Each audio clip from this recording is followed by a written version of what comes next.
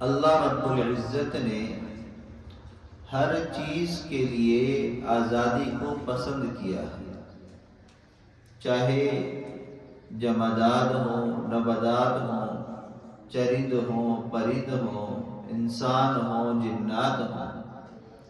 یہی وجہ ہے کہ ہم دیکھتے ہیں کہ ہر چیز اپنا راستہ خود بنا لیتی ہے۔ تو یہ آزادی کی بات ہے، فطرت کی، فطرت میں آزادی ہے۔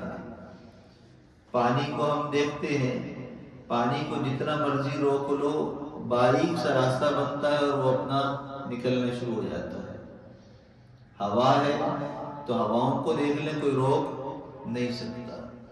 یہاں تک کہ اب جس چیز پر بھی غور کریں گے اللہ کی تمام مخلوقات میں یہ چیز نظر آئے گی۔ پرندے ہیں، ان کو قید کر کے رکھ لیا جاتا ہے، پنجروں میں رکھا جاتا ہے، جیسے ہی موقع ملتا ہے نکل جاتے ہیں۔ چاہے آپ جتنا مرضی اچھا دانہ ڈال لیں لیکن موقع ملتے ہی فوراً اپنی فطرت کی طرف لوٹ آتے ہیں۔ تو اللہ تعالیٰ نے ہر ایک مخلوق کی فطرت میں آزادی کو پسند کیا ہے، آزادی کو رکھا ہے۔ اور دوسری بات، وطن سے محبت، یہ بھی فطری بات ہے۔ اللہ کے محبوب صلی اللہ علیہ وسلم مکہ المکرمہ میں پیدا ہوئے، وہیں پر آپ بڑے پلے، شادی ہوئی آپ کی، وہیں آپ کا گھر تھا، آپ کے آباء و اجداد بھی وہیں کے تھے۔ یہاں تک کہ اللہ تعالیٰ نے آپ کو اعلان نبوت کا حکم دیا، آپ نے اعلان کلمے کی دعوت دینا شروع کر دی، اور اس کے بعد پھر آپ پر حالات ایسے آئے کہ اللہ تعالیٰ کی طرف سے آپ کو مکہ المکرمہ چھوڑنا پڑا، ہجرت کا حکم ملا۔ یہاں تک کہ آپ اپنے گھر سے نکل کر مکہ کے قریب ایک پہاڑ کے غار میں آپ نے پناہ لی، 3 دن تک وہاں پر آپ نے غار ثور میں قیام کیا۔ غار ثور جن حضرات نے دیکھا ہے، جو جا چکے ہیں، تو جب ہم اس غار کے اوپر پہنچتے ہیں تو وہاں سے مکہ کعبۃ اللہ اور مکہ شہر ہی نیچے نظر آتا ہے، پورا نظر آ رہا ہوتا ہے۔ وہ ایسی جگہ ہے، اونچائی بہت ہے۔ تو اللہ کے محبوب صلی اللہ علیہ وسلم نے وہاں سے جب آگے سفر شروع کیا تو آپ نے مکہ المکرمہ کو دیکھا اور پھر یوں کہا کہ اے مکہ، تجھ سے مجھے بڑی محبت ہے، تیرے رہنے والوں نے مجھے نکلنے پر مجبور کیا ہے، ورنہ میں کبھی یہاں سے نہیں نکلتا۔ تو آپ کو اپنے وطن سے، اپنی جگہ سے محبت تھی، اور یہ فطرت ہے انسان کی، انسان اپنی جگہ سے محبت کرتا ہے۔ تو یہ وطن کی محبت تھی کہ آپ جہاں پر پیدا ہوئے، پلے بڑے رہے، وہاں سے آپ کو لگاؤ ہو گیا، تو اس محبت کا اظہار آپ نے اس طریقے سے جاتے ہوئے کیا۔ حضرت علی کرم اللہ وجہہ فرماتے ہیں 4 باتیں ایسی ہیں جس انسان کو وہ مل جائیں تو وہ سعادت مند ہے۔ نمبر 1، ایسی بیوی جو بات ماننے والی ہو۔ نمبر 2، فرما بردار اولاد۔ اور نمبر 3، صالح یعنی نیک بھائی۔ اور نمبر 4، اپنے وطن کی روزی، جہاں انسان کا اہل و عیال ہو وہاں کی روزی بھی اس کو مل جائے۔ یہ 4 سعادت کی باتیں ہیں، جس کو نصیب ہو جائیں وہ بڑا ہی خوش بخت ہے۔ ہم ملک پاکستان میں پیدا ہوئے، یہیں پر ہم پلے بڑے، یہیں پر ہم رہ رہے ہیں، یہیں پر ہمارا کھانا پینا ہے، تو یہ ہمارے لیے بڑی سعادت کی بات ہے۔ اس ملک کے بننے کی تاریخ بڑی دردناک ہے، بہت قربانیوں کے بعد یہ ملک وجود میں آیا ہے۔ اگر ہم تاریخ کے اوراق کو پلٹتے ہیں تو 14 اگست 1947 کو یہ ملک وجود میں آیا، لیکن اس ملک کی جد و جہد کئی اشروں پر مشتمل ہے، بڑی قربانیاں دی گئی ہیں، پھر جا کر یہ ملک حاصل ہوا ہے۔ تحریک آزادی ایک تو انگریزوں سے تھی کہ انگریز ہمارے ملک کو چھوڑ کے چلے جائیں، جو پورا ہند تھا اس وقت۔ پھر اس کے بعد مسلمان یہ چاہتے تھے کہ ہمیں یہ حکومت دی جائے، کیونکہ جب انگریز آیا تھا وہ ہم مسلمانوں کی حکومت تھی ہندوستان میں۔ اگر اس پر راضی نہیں ہے، کیونکہ ہندو بھی کھڑے ہو گئے، سکھ بھی کھڑے ہو گئے، تو پھر ہمیں الگ ملک دیا جائے جو دو قومی نظریے کی بنیاد پر ہو، کہ جہاں مسلمانوں کا ملک ہو، مسلمانوں کے اسلام کا نفاذ ہو، اور وہاں پر مسلمانوں کو ہر قسم کی آزادی ملے۔ تو اس کی جد و جہد ہر طبقے والوں نے کی، یہاں تک کہ قائد اعظم محمد علی جناح جب وہ اپنی تحریک چلا رہے تھے تو لوگ ان کے جلسوں میں بہت کم ہوا کرتے تھے، تو ان کو بڑی فکر ہوئی کہ لوگوں کو کس طریقے سے اس طرف لایا جائے۔ تو پھر ان کو کسی نے مشورہ دیا کہ آپ جو بڑے بڑے علماء ہیں ان کے پاس جائیں اور اپنی تحریک کو ان کے سامنے رکھیں کہ یہ ہماری جد و جہد ہے، آپ ہمارے ساتھ کھڑے ہوں۔ پھر ایسا ہوا کہ وقت کے بڑے بڑے علماء ان کے ساتھ کھڑے ہوئے، ملنا شروع ہوئے۔ علماء کی جد و جہد تو ہزاروں سالوں پر مشتمل ہے، مختلف انداز میں اسلام کے نفاذ کی جد و جہد چلتی رہتی ہے، لیکن یہ موقع ایسا تھا کہ جس موقع پر اس وقت کے سیاستدانوں کو اور علماء کو مل بیٹھنے کی ضرورت تھی۔ اور یہی ہوا کہ جب وہ سیاستدان جو اپنے انداز کی سیاست کرتے ہیں، آزادی کی تحریک چلا رہے ہیں، جب وہ علماء کے ساتھ مل کر بیٹھے تو پھر اس تحریک میں ایسی جان آ گئی کہ پھر لوگ علماء کی بات پر لبیک کہتے ہوئے ان کے ساتھ کھڑے ہو گئے، جس کی وجہ سے اللہ تعالیٰ نے وہ دن دکھایا کہ جس دن یہ ملک آزاد ہوا، یہ ملک وجود میں آیا، اور اس ملک کی بنیاد کیا رکھی گئی؟ لا الہ الا اللہ محمد رسول اللہ، کلمے کی بنیاد پر اس ملک کو وجود دیا گیا، تاکہ مسلمان اپنی عبادت گاہیں بھی قائم کر سکے اور اپنی عبادات اور اپنے معاملات بھی اسلام کے بنیادوں پر اس کو قائم کر سکے، اس پر چل سکے۔ لہذا یہ ملک تو قائم ہو گیا، لیکن اس ملک میں کلمے کا نفاذ آج تک نہیں ہو سکا۔ اس کے اندر بے شمار رکاوٹیں رہیں، دشمن کی سازشیں رہیں، کیونکہ کفر کبھی بھی نہیں چاہے گا کہ اسلام متحد ہو جائے۔ یہی وجہ ہے کہ پھر سیاستدانوں کو بانٹا گیا، علماء کو مذہبی منافرت ڈال کر اس میں تقسیم کیا گیا، جس کو فرقہ واریت کہا جاتا ہے، مختلف ناموں سے جماعتیں بنا کر مسلمانوں کو آپس میں توڑ دیا گیا۔ تو آج ضرورت اس بات کی ہے کہ اگست کا مہینہ آتا ہے، 14 اگست آتی ہے، تو ہم اس بات کا عہد کریں کہ ہم نے متحد ہونا ہے، متفق ہونا ہے۔ جس طریقے سے اس ملک کو وجود دینے کے لیے اس وقت مسلمانوں کا اتحاد ضروری تھا، اور جب ہوا تو پھر ملک وجود میں آ گیا، بالکل ایسے ہی آج مسلمان متحد ہو جائیں گے۔ اس ملک میں رہنے والا چاہے کسی بھی مسلک کا ہو، کسی بھی فرقے کا ہو، کسی بھی صورت کا ہو، کسی بھی زبان کا ہو، وہ سب متحد ہوں گے اس بنیاد پر کہ یہ ملک کلمے کی بنیاد پر بنا ہے اور اس کا نفاذ ضروری ہے، اس کا نفاذ ہم چاہتے ہیں۔ تو انشاءاللہ وہ دن دور نہیں کہ جب اس ملک کے اندر کلمے کا نفاذ بھی ہو جائے گا، لیکن اس کے لیے عملی جد و جہد ضروری ہے۔ صرف زبانی کلامی باتیں کافی نہیں ہیں، بلکہ عملی طور پر ہمیں اس کی جد و جہد کرنی ہے، اور اس بات کا بار بار ہم نے عزم کرنا ہے، ارادہ کرنا ہے کہ ہم اس کے لیے اپنے آپ کو تیار رکھیں گے۔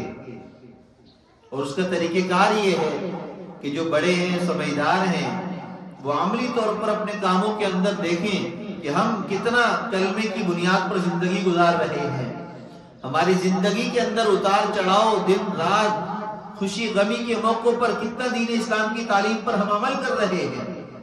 تو اس کوتاہی کو ہم ختم کرنا شروع کریں۔ کبھی بھی ایسا نہیں ہوتا کہ کوئی بھی بیماری اگر جڑ پکڑ چکی ہو تو وہ ایک ہی خوراک سے صحیح ہو جائے یا ایک ہی مرتبہ علاج سے صحیح ہو جائے چند دن کے اندر، ایسا نہیں ہوتا، بلکہ جتنی بیماری جڑ زیادہ پکڑ جاتی ہے اتنی زیادہ دیر لگتی ہے اس کے صحیح ہونے کے اندر۔ بالکل ایسے ہی اگر ہمارے معاملات، ہماری عبادات کے اندر ملاوٹ ہو چکی ہے، اس کے اندر ہم نے غیروں کی رسموں کو ڈال لیا ہے، ہم نے اپنی مرضی کے دین کی باتیں ایجاد کر لی ہیں، تو ہم کوشش کریں اس بات کی کہ ہم جہاں تک اپنی طرف سے جو چیزیں ختم کر سکتے ہیں اس کو ہم ختم کرنا شروع کریں۔ خوشیاں کیسے منانی ہیں، اسلام میں تعلیم موجود ہے۔ غم کے موقع پر نبی کریم صلی اللہ علیہ وسلم کی تعلیمات موجود ہیں کہ غم آپ نے کیسے منایا، صحابہ نے کیسے منایا، ہمیں اسی چیز کا اہتمام کرنا ہے۔ خوشیاں کون سی منانے کی ہیں کون سی نہیں ہے، یہ بھی اسلام کی تعلیم موجود ہے۔ نبی کریم صلی اللہ علیہ وسلم کی زندگی مبارک میں مدینہ منورہ میں جب آپ ہجرت کر کے گئے تو وہاں کے لوگوں نے، جو وہاں کے پہلے رہنے والے انصار تھے، تو ایک دن آپ سے آ کر کہا کہ ہم فلاں دن میلہ کرتے ہیں، میلہ، اس میں ہم خوشی مناتے ہیں، سال میں ایک دن ایسا آتا ہے اور یہ ہماری خوشی کا دن ہے، اب آپ ہمیں بتائیے کہ ہم کیا کریں۔ تو آپ نے فرمایا اللہ تعالیٰ نے ہمیں دو خوشیاں عطا کی، ایک عید الفطر ہے، ایک عید الاضحیٰ ہے، اور اسلام نے جو ہمیں خوشی دی ہے وہ سب سے بڑی خوشی ہے، اس کے علاوہ ہماری کوئی عید نہیں۔ لہذا آپ نے اس بات کے ذریعے یہ بات واضح فرما دی کہ اسلام نے جو خوشی دی ہے اس کے علاوہ کوئی اور عید نہیں ہے ہماری۔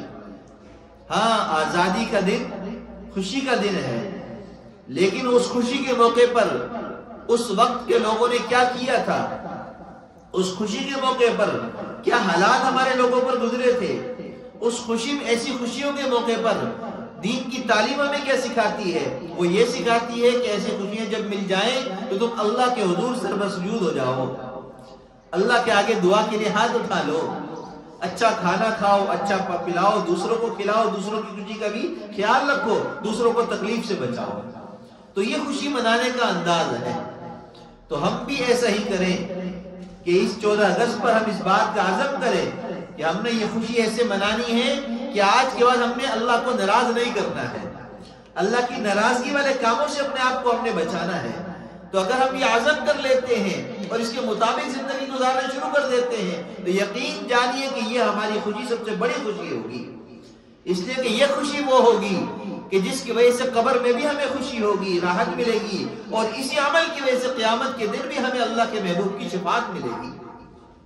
تو ہم وہ کام کریں جس سے ہمیں دنیا کے اندر بھی فائدہ ہو، قبر میں بھی ہمارے لیے آسانی ہو جائے، اور آخرت میں اللہ بھی راضی ہو جائے۔ اس ملک کی حفاظت دو طرح سے ہوتی ہے، ایک اس کی سرحد کی حفاظت ہے جس کے لیے فوج موجود ہے، آرمی موجود ہے، جو ہر وقت سرحد پر چوکنا ہے، دشمن کو ہمت نہیں ہوتی کہ حملہ آور ہو سکے۔ جغرافیائی اعتبار سے اس ملک کی حفاظت کا ذمہ کس کے ہے؟ فوج کے ذمہ ہے۔ اور دوسرا نظریاتی بنیاد ہے کہ کلمے کی بنیاد پر یہ ملک بنا ہے۔ اس نظریے کی حفاظت کے لیے اللہ تعالیٰ نے علماء اور حفاظ کو پیدا فرمایا ہے کہ جو اس وقت سے لے کر آج تک اس ملک کے نظریے کی حفاظت کر رہے ہیں۔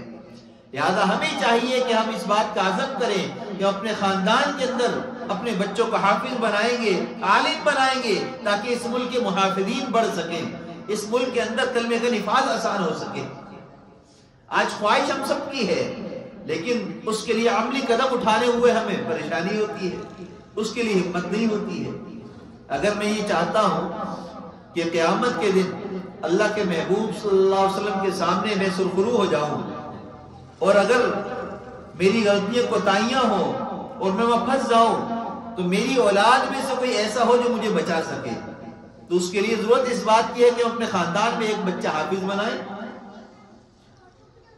اور عام طور پر اس بات کی ہمیں ضرورت ہوتی ہے، ہمارے گھر کے حالات ہیں اور خوشی غمی کے موقع ہیں، ہر وقت تو کوئی عالم ہمیں میسر نہیں ہوتا، بعض موقع ایسے ہوتے ہیں اس وقت ملاقات نہیں ہو پاتی ہے، رابطہ نہیں ہو پاتا ہے، مسئلے مسائل کی معلومات چاہیے ہوتی ہے، خاندان میں کوئی عالم بھی ہونے چاہیے۔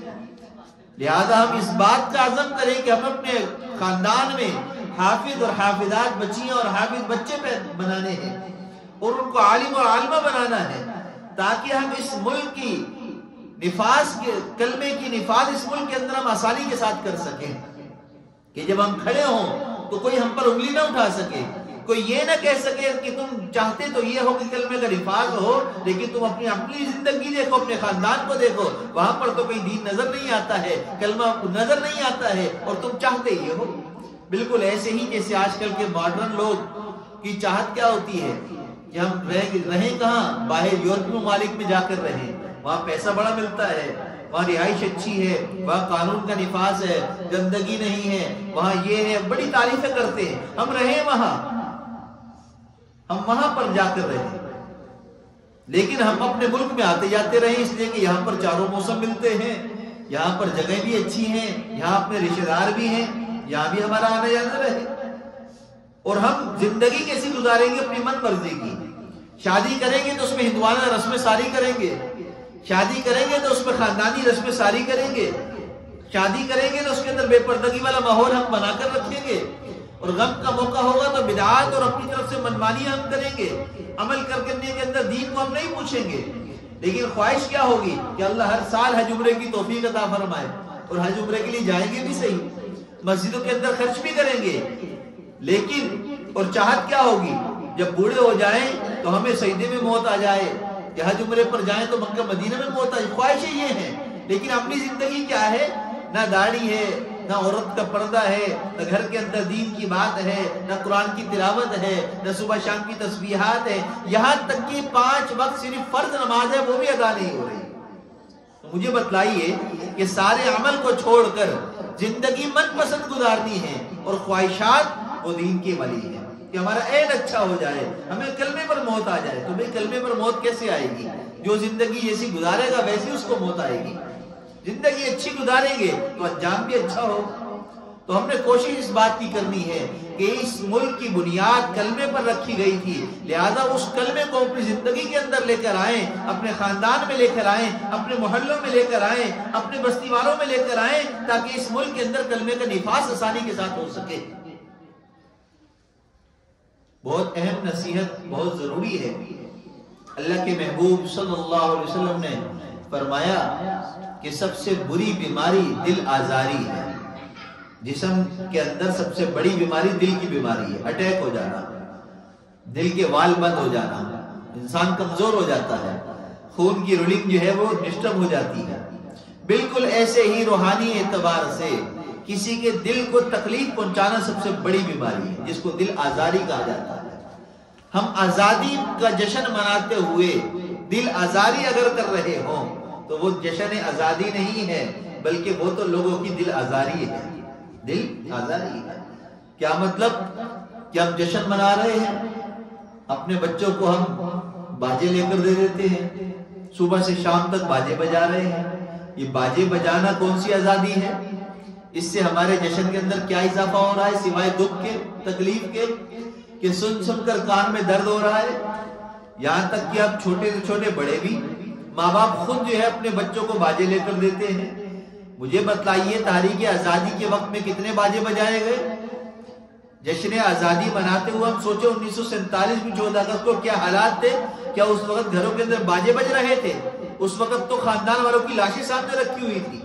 وہ ٹرین جو لاہور پہنچی تھی ہندوستان سے، اس کے اندر تو لاشیں ہی لاشیں بھری ہوئی تھی، سب کی آنکھوں میں آنسو تھے۔ آج ہم ان دکھوں کو بھول کر آزادی کا جشن مناتے ہوئے ہم اپنے ہی لوگوں کو تکلیف پہنچا رہے ہیں۔ لگتا تو ایسا ہے کہ ہم نے یہ سوچا کہ ایک ساتھ رہتے ہوئے وہاں ہندو مسلمانوں کو تکلیف پہنچا رہے ہیں، لہذا ہم سب مسلمانوں کو ایک ملک پاکستان میں اکٹھا کر کے آپس میں خود تکلیف پہنچائیں ایک دوسرے کو۔ ایسے ہی ہو رہا ہے، ان کی تکلیفوں سے بچا کر اب خود تکلیف پہنچا رہے ہیں۔ منع کیا جائے تو لڑائی جھگڑے، میری مرضی، میرا پیسہ، میری اولاد۔ بھئی کہاں سے مرضی؟ اس ملک کے اندر آزادی منانے کا طریقہ موجود ہے، اسلام موجود ہے، دین اسلام کے ہم پیروکار ہیں، اس کی تعلیمات موجود ہیں۔ جن چیزوں سے منع کیا گیا اس سے ہمیں بچنا چاہیے۔ لہذا جشن آزادی مناتے ہوئے جھنڈیاں لگائیں، بیج لگائیں، اچھا کھائیں پیئیں، دوسروں کو بھی کھلائیں، دوسروں کو بھی مبارکباد دیں، لیکن نماز کی پابندی کریں۔ جس بنیاد پر یہ ملک بنا تھا وہ نماز تھی، تاکہ ہم نماز کی آزادی ہو، ہمیں کوئی پابندی نہ ہو۔ اب پابندیاں ختم ہو گئی، لیکن ہم نے مسجدوں میں آنا چھوڑ دیا۔ آزادی سے پہلے مسجدوں میں جانے کے لیے ترستے تھے۔ اب میں آپ کو ایک اہم بات بتلاؤں، اس ملک کی قدر کیجیے، اس آزادی کی قدر کیجیے۔ جب یہ آزادی چھن جائے گی یا یہاں پر یہ آزادیاں نہیں ہے، وہاں جانے والوں سے پوچھیے کہ اس آزادی کی قدر کیسی ہونی چاہیے۔ کتنے ہی ایسے ممالک ہیں جہاں پر اذان دینے پر پابندی ہے، کتنے ہی ایسے ممالک ہیں جہاں پر رات کی نمازوں کے وقت میں مسجد کھولنا منع ہے۔ یہ مشاہدے ہیں لوگوں کے، اذان نہیں دی جا سکتی، جمعے کا خطبہ نہیں دیا جا سکتا، صرف دن کے وقت مسجد کھلے گی، فجر میں، رات میں، عشاء میں مسجد نہیں کھلے گی، کہیں پر نماز پڑھنے پر پابندی ہے، کہیں پر جماعت پر پابندی۔ مختلف ممالک کے اندر مختلف چیزیں موجود ہیں، مسلمان سارے ملکوں کے اندر ہیں۔ جب مسلمان ان ملکوں کے اندر جاتے ہیں تو پھر وہاں جا کر اس ملک کی قدر آتی ہے۔ جب انسان پر پریشانی آتی ہے، حالات آتے ہیں، دل تنگ ہوتا ہے، تو اس کا دل چاہتا ہے میں اللہ کی طرف جاؤں، اور اللہ کی طرف جاتے ہوئے سب سے پہلے مسجد ڈھونڈتا ہے انسان۔ اور جب مسجد کا گیٹ بند ہو، اندر نہ آنے دیا جا رہا ہو، تو پھر دل میں آتا ہے کاش کہ ایسی مسجد ہوتی جو ہر وقت کھلی ہوتی، میں جا سکتا، میں اپنی پریشانی اللہ کے سامنے جا کر پیش کر سکتا، نماز پڑھ سکتا، قرآن پڑھ سکتا، دعا کر سکتا۔ تو ہمیں قدر کرنی چاہیے اپنے ملک کی، جہاں پر ہمیں ہر قسم کی آزادی ملی ہوئی ہے۔ اس آزادی کا شکرانہ یہ ہے کہ ہم فرض نماز کی پابندی کریں۔ 14 اگست والے دن ہم 2 رکعت صلاۃ الشکرانے کے ضرور پڑھیں، لیکن نفل نماز ہے، باجماعت نہیں پڑھی جاتی ہے، انفرادی نماز ہے۔ 2 رکعت صلاۃ الشکرانے کے ہو، اللہ آپ نے ہمیں یہ ملک عطا کیا ہے، ہمیں آزادی عطا فرمائی ہے، ہمیں اس کی قدر کرنے کی توفیق عطا فرمائی ہے۔ اپنے لیے بھی دعا کریں، اپنے نسل کے لیے بھی دعا کریں، اور آئندہ آنے والوں کے لیے بھی دعا کریں، اور اس وقت جو موجود ہیں ان کے لیے بھی دعا کریں، اس لیے کہ حاضرین کی دعا غائبین کے حق میں اللہ جلدی قبول فرماتے ہیں، اور جو انسان دوسروں کے لیے مانگتا ہے اللہ مانگنے والے کے حق میں بھی اس کو قبول فرماتے ہیں۔ تو ہم دوسروں کے لیے دعا کریں گے، اللہ ان کے لیے بھی قبول فرمائیں گے اور ہمارے حق میں بھی قبول فرمائیں گے۔ تو ضرورت اس بات کی ہے کہ ہم اس موقع پر دیکھیے، دین اسلام کا حسن دیکھیے، آپ یہاں سے گزر رہے ہیں، حکم کیا ہے؟ کوئی تکلیف دہ چیز ہو اس کو ہٹا دیں، کیوں؟ صدقے کا ثواب ملے گا، صدقے کا ثواب ملے گا۔ آپ مسجد میں آ گئے، صفیں بنی ہوئی ہیں، لوگ بیٹھے ہوئے ہیں، حکم کیا ہے کہ جہاں پیچھے جگہ ملے وہیں بیٹھ جائیں، کندھوں کو پھیلان کر نہ آئے، کندھوں کو پھیلان کر آئیں گے گناہ ملے گا، پھیلانگے گے نہیں تو ثواب ملے گا۔ صف اول کا ثواب زیادہ ہے، لیکن آپ نے صف اول سے پیچھے ہٹ کر دوسرے کو جگہ دے دی تاکہ دوسروں کو تکلیف نہ ہو، تکلیف سے دوسروں کو بچاتے ہوئے دوسروں کو آگے جگہ دے دی، آپ پیچھے ہٹ گئے تو فرمایا کہ آپ کو ثواب زیادہ مل جائے گا۔ دین اسلام میں تو چھوٹی چھوٹی باتوں پر، تکلیفوں سے بچانے پر ثواب ہے، یہاں تک کہ فرمایا کہ مسجد میں آتے ہوئے کوئی ایسی چیز استعمال نہ کرے جس سے منہ میں بدبو ہو جائے۔ کچا پیاز کھاتے تو اس کی مہک آتی ہے، لہسن کھاتے تو اس کی مہک آتی ہے، فرمایا کچا پیاز کھا کر مسجد میں نہ آئیں، کلی کر کر آئیں، کپڑے میلے کچیلے نہ ہو، بغل میں بدبو نہ ہو، خوشبو لگا کر آئیں تاکہ دوسروں کو تکلیف نہ ہو۔ دین اسلام کا حسن دیکھیے کہ معمولی سی تکلیف سے بھی بچانے پر اجر و ثواب ملتا ہے، اور اس کا بھی حکم دیا گیا ہے کہ جائے کہ ہم آزادی مناتے ہوئے لوگوں کو شور مچائیں، اور 12 بجے رات کو ہم نکل جائیں روڈوں پر، بائکوں کا جو ہے سلنسر نکالیں، شور مچائیں اور باجے بجائیں، اور ہم جو ہے پٹاخے بجائیں اور ہم کہیں کہ ہم جشن منا رہے ہیں، تو یہ جشن نہیں ہے، یہ کفر نے ہمارے اندر یہ چیزیں ایسی ڈال دی ہیں کہ ان کے طریقہ کار ہمارے اندر آ گئے اور ہم اس کو جشن سمجھ رہے ہیں۔ دین اسلام میں یہ جشن نہیں ہے، جشن تو یہ ہے گلے ملیں، دعائیں دیں، نماز شکرانے کی پڑھیں، خوشیاں بانٹیں، کھائیں کھلائیں، ایک دوسرے کے ساتھ ملنا ملانا، یہ جشن ہے۔ پٹاخے بجانا، روڈوں کو بلاک کر دینا، راستے بند کر دینا، روڈوں پر نکل جانا، شور کرنا، دوسروں کو تکلیف پہنچانا، اس کی اسلام میں اجازت نہیں ہے۔ تو ہم کوشش کریں کہ یہ 14 اگست ایسی ہو جو واقع میں ہی ہماری آزادی کی ہو، اور ہم آزادی کس چیز سے لیں؟ اللہ کی نافرمانیوں سے آزاد ہو جائیں، اللہ کی لائے ہوئے بھیجے ہوئے دین پر چلنے کی ہم نیت کر لیں، اور اس کی نافرمانیوں سے ہم اپنے آپ کو آزاد کر لیں۔ اللہ آج کے بعد ہم آزاد ہیں، ہم شیطانی کام نہیں کریں گے، ہم دین اسلام کی تعلیم پر عمل کریں گے، ہم نماز کی پابندی کریں گے، ہم دوسروں کو بھی بھلائی کا حکم دیں گے، اور جہاں تک ہو سکے گا میں اپنی ذات سے دوسروں کو آسانی پہنچاؤں گا، تکلیفیں دور کروں گا۔ ہم یہ نیت کر لیں تو انشاءاللہ یہ آزادی سب سے بڑی ہماری آزادی ہوگی، یہ سب سے بڑا جشن ہوگا جس سے اللہ بھی خوش ہوں گے، مخلوق بھی خوش ہوگی۔ اللہ ہمیں نسلوں کو بھی دین پر قائم دائم فرمائیں گے۔ اللہ ہم سب کو دین کی سمجھ اور عمل کی توفیق عطا فرمائے۔